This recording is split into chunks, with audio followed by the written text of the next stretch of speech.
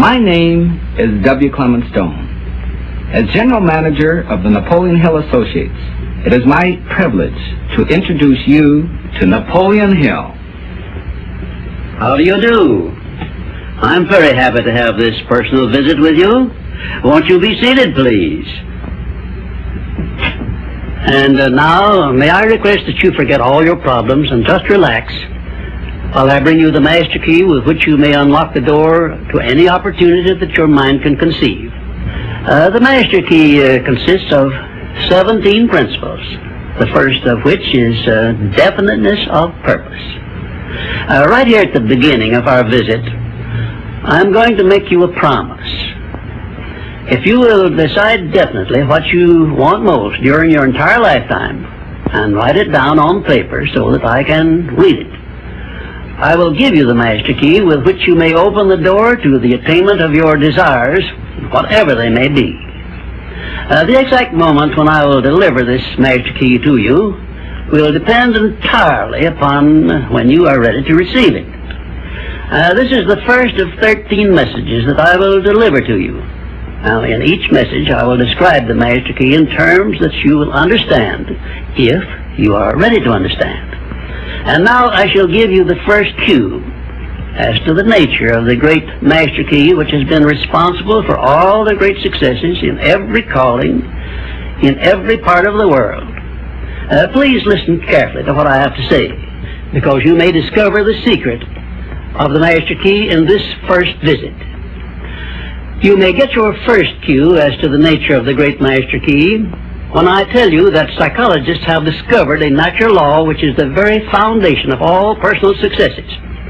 And I can describe it to you in one short sentence so you can understand it. Whatever the mind can conceive and believe, the mind can achieve. Isn't that a profound statement? You will notice that it says nothing about the need for education, but simply that whatever your mind can conceive and believe, your mind can achieve. Now, if you want evidence that the mind can achieve whatever the mind can conceive without the benefit of formal education, you only have to remember that Thomas A. Edison conceived the idea of becoming an inventor and lived to become the world's greatest scientist in the field of invention with only 3 months of common school education. When I first heard Andrew Carnegie describe this natural law which makes it possible for you and I and everyone else to write his own price tag in life and attain it, I became so enthused over it that I began to search for the power back of it, and my curiosity led me finally to the discovery of the master key, which I shall reveal to you if you are ready to receive it. My search led me to the study of the spiritual forces with which all of us are blessed. And it was in this field that I came upon a clue which has enabled me to help millions of people to find their earthly destinies. I want to describe my discovery in the simplest terms possible, because it will reveal to you why it is true that whatever the mind can conceive and believe, the mind can achieve, regardless of how many times you may have failed in the past or how lofty your aims and hopes may be.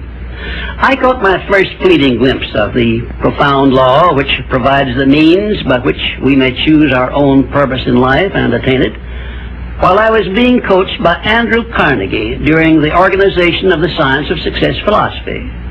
I had just finished telling Mr. Carnegie that I feared he had chosen the wrong person to give the world the first practical philosophy of personal success because of my youth, my lack of education, and my lack of finances. Well, at this point, Mr. Carnegie delivered a lecture that I shall never forget because it changed my entire life and paved the way for my helping to change the lives of millions of people, some of them not yet born. Let me call your attention to a great power which is under your control, said Mr. Carnegie. A power which is greater than poverty, greater than the lack of education, greater than all of your fears and superstitions combined. It is the power to take possession of your own mind and direct it to whatever ends you may desire.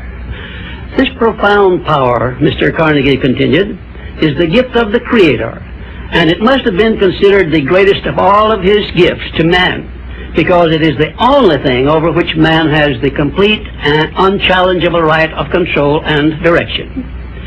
When you speak of your poverty and lack of education, Mr. Carnegie explained, you are simply directing your mind power to attract these undesirable circumstances, because it is true that whatever your mind feeds upon, your mind attracts to you.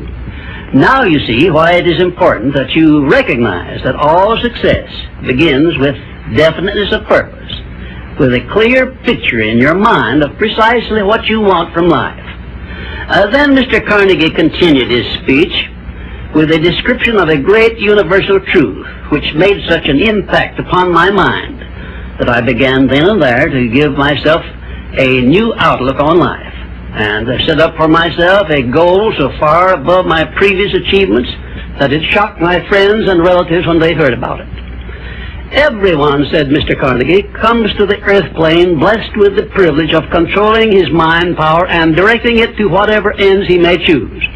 But, he continued, everyone brings over with him at birth the equivalent of 2 sealed envelopes, one of which is clearly labeled, the riches you may enjoy if you take possession of your own mind and direct it to ends of your own choice. And the other is labeled, the penalties you must pay if you neglect to take possession of your mind and direct it. And now let me reveal to you, said Mr. Carnegie, the contents of those 2 sealed envelopes.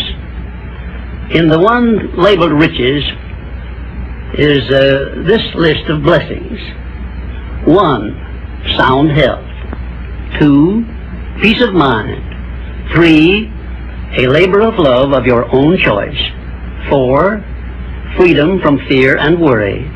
5, a positive mental attitude.